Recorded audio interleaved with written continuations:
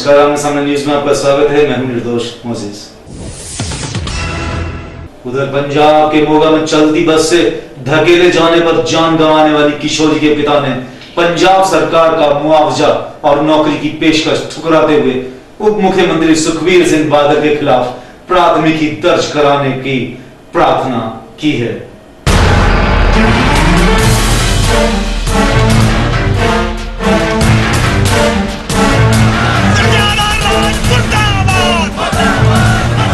चार दिन पहले चलती बस से धकेले जाने के बाद जान गंवाने वाली दलित किशोरी के पिता ने पंजाब सरकार का मुआवजा लेने और नौकरी की पेशकश स्वीकार करने से मना कर दिया। साथ ही उप मुख्यमंत्री सुखबीर सिंह बादल के खिलाफ प्राथमिकी दर्ज कराने की मांग की है। आप बताओ कि आपकी क्या मांग है? बादल पे पर्चा हुए और ट्रैक्टर के जो मालिक हैं उन लोगों के ऊपर पर्चा होना चाहिए, बस बंद होनी चाहिए।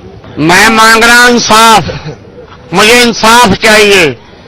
वो बस वाला जो ड्राइवर कनेक्टर जो भी है जिसने ये मेरे बेटे के साथ मेरी बीवी के साथ बुरे हालात किए हैं उन लोगों को सजा मिलनी चाहिए। इससे पहले पंजाब सरकार के प्रतिनिधियों तथा लड़की के परिवार वालों के बीच बातचीत नाकाम हो गई।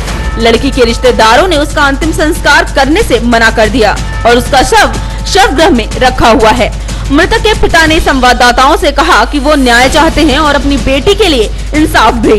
ये पूछे जाने पर कि क्या सुखबीर बादल के खिलाफ प्राथमिकी दर्ज कराना चाहते हैं, उन्होंने कहा कि उनके खिलाफ प्राथमिकी दर्ज की जा सकती है, आखिरकार वो भी एक इंसान है। उन्होंने सवाल किया कि क्या दुनिया में ऐसा कोई नहीं जो सुखबीर के खिलाफ प्राथमिकी दर्ज करा सके। सरकार कहती है कि अपराध चाहे कोई भी करे उसे सजा मिलनी चाहिए, चाहे वो राष्ट्रपति ही क्यों न हो। उनसे पूछा गया कि क्या उन्होंने 20 लाख रुपए मुआवजे और सरकारी नौकरी की पेशकश स्वीकार कर ली है। उनका कहना था कि न तो वो धन चाहते हैं और न ही सरकारी नौकरी, वो केवल इंसाफ चाहते हैं। मुझे पैसा नहीं चाहिए सर, मुझे इंसाफ चाहिए। हाँ, मैं ठुकराता हूँ, मुझे इंसाफ ही न मिला तो मैं 20 लाख लेके अपने गाँव में मैं अपनी बच्ची को बेच दूंगा। देखो जी इस रखा है जी, ये तो परमात्मा ने, ये तो आप भी ट्रैवल रोज करते हैं, पता नहीं कितने की हो जाना, एक्सीडेंट हो जाना। जो प्रिकॉशन जिन्हें वो तो बस बरती रहे हैं, अगे वास्ते बरतांगे। ये कोई दो रहा ही नहीं, पर कुदरत के मूहरे मन से कुदरत मूहरे कोई नहीं खड़ सकता। ये तो आप करा एक्सीडेंट नहीं होंगे। सो ये तो एक्सीडेंट होना हो कोई होना, जहाज एक्सीडेंट होने, ये सब कुदरत की गल है, सानू परमात्मा ने। ब्यूरो रिपोर्ट, आमने सामने न्यूज। उधर छत्तीसगढ़ के जिला कोरिया में बारातियों से भरी एक बस अनियंत्रित होकर पलट गई, जिससे बस में सवार 50 में से एक यात्री की मौत हो गई, जबकि 7 गंभीर रूप से घायल हो गए।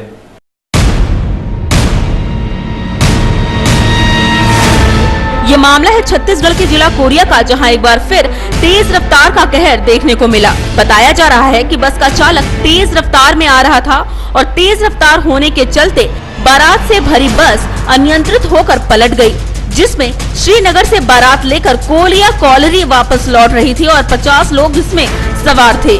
बस पलटने से 7 लोग गंभीर रूप से घायल हो गए। बारात जो है गुप्ता बस में गई थी वहाँ श्रीनगर भैसा मुंडा के पास। वहाँ से बारात वापसी में थी कि ड्राइवर जो है तेजी लापरवाही से चला रहा था गाड़ी और उसके लापरवाही से गाड़ी पलट गई और उसमें से 30-40 आदमी जो सवारी थे उसमें से 5-7 लोगों को चोटें आई है, जबकि एक युवक की मौके पर ही मौत हो गई।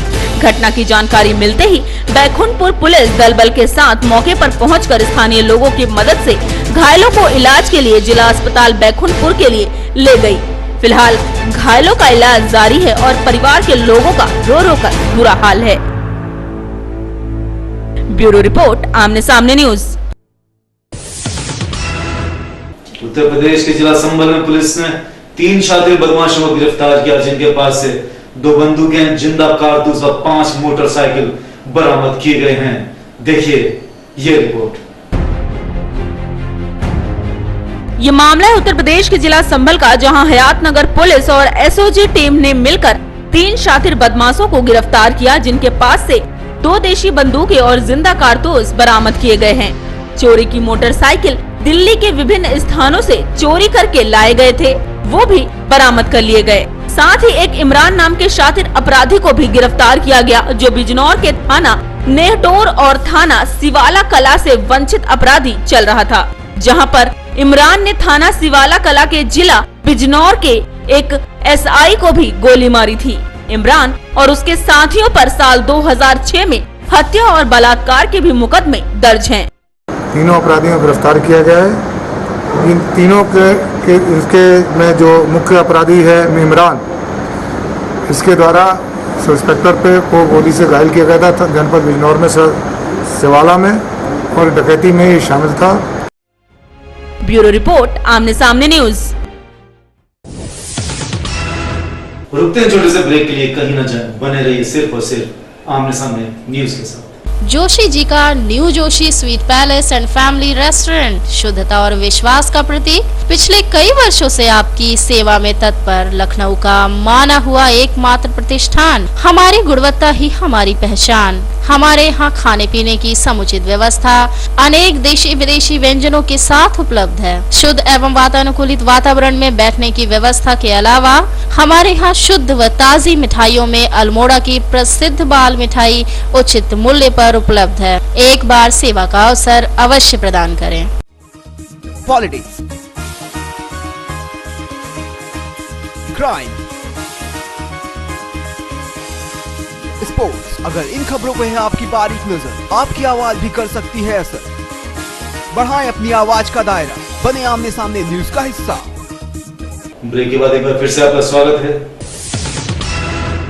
वहीं छत्तीसगढ़ के कोरिया जिले में पुलिस विभाग द्वारा एक कार्यक्रम का आयोजन किया गया, जहां पुलिस विभाग द्वारा ग्रामीणों को अंधविश्वास पर ध्यान न देने और पुलिस विभाग के साथ मेलजोल बनाकर रखने की सलाह दी गई, ताकि ग्रामीणों को किसी बात की परेशानी का सामना ना करना पड़े। देखिए ये रिपोर्ट। पुलिस प्रशासन के द्वारा कोरिया जिले के पूरे विकास खंडों में चलित थानों का आयोजन किया गया, जहां पुलिस प्रशासन के साथ ग्राम वासियों ने अपना महत्वपूर्ण योगदान दिया। चलित थानों के जरिए गांव के लोगों को जागरूक कराने का प्रयास किया गया। पुलिस ने ग्राम वासियों को समझाया कि पुलिस से मेलजोल बनाकर रखें, ताकि किसी भी प्रकार की दिक्कतों का सामना न करना पड़े और ज्यादा अंधविश्वासों के प्रति ध्यान न दिया जाए। हमारा उद्देश्य आम जनता में पुलिस के प्रति विश्वास कायम करना, उनके मन में जो भ्रांतियां हैं, पुलिस के संबंध में जो शंकाएं हैं, उनको दूर करना, ताकि समाज में होने वाले अपराध और अपराधियों पर हम अंकुश लगा सकें। साथ ही बच्चों को शिक्षा के क्षेत्र में आगे बढ़ने के लिए सीख दी गई। इसके साथ पुलिस ने ग्राम वासियों के मनोरंजन के लिए बच्चों का नृत्य, कबड्डी और वॉलीबॉल का आयोजन भी किया। कार्यक्रम के अंत में विजेता टीमों को पुरस्कार से सम्मानित भी किया गया। ब्यूरो रिपोर्ट, आमने सामने न्यूज। जिस उम्र में बच्चे ठीक से बोल भी नहीं पाते, उस उम्र में मध्य प्रदेश के जिला नरसिंहपुर में एक आर्या नाम की बच्ची लोगों से साफ सफाई और बेटी को बोझ ना समझने की सलाह देती दिखाई पड़ती है। देखिए ये रिपोर्ट।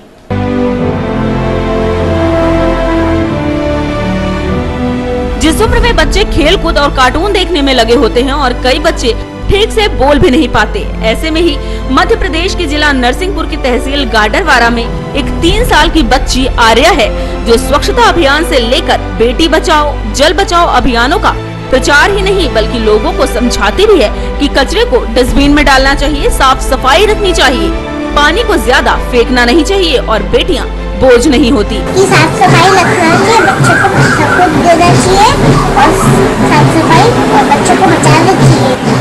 तो डरने में डालना चाहिए, बेटियों को बचाना चाहिए, खत्म नहीं करना चाहिए, पानी तो रखना चाहिए। जब हमने इस बच्चे की मां से बात की तो उनका कहना था, लोकसभा चुनाव के दौरान जब टीवी पर ऐड आती थी उनकी, तो उनकी ऐड देख देख के उसके दिमाग में ये सारी चीजें आ गई हैं, भर चुकी है, जिसको वो बार बार रिपीट करती रहती है, सबको बताती है। घर के कचड़े भी डस्टबिन पे डालने लगी और दूसरों को भी सफाई करने की सलाह देने लगी। ब्यूरो रिपोर्ट, आमने सामने न्यूज। इस बुलेटिन में सिर्फ इतना ही। कल फिर मिलेंगे कुछ ताजा तरीन नई खबरों के साथ। तब तक मुझे यानी निर्दोष मोजेस को दीजिए इजाजत। नमस्कार।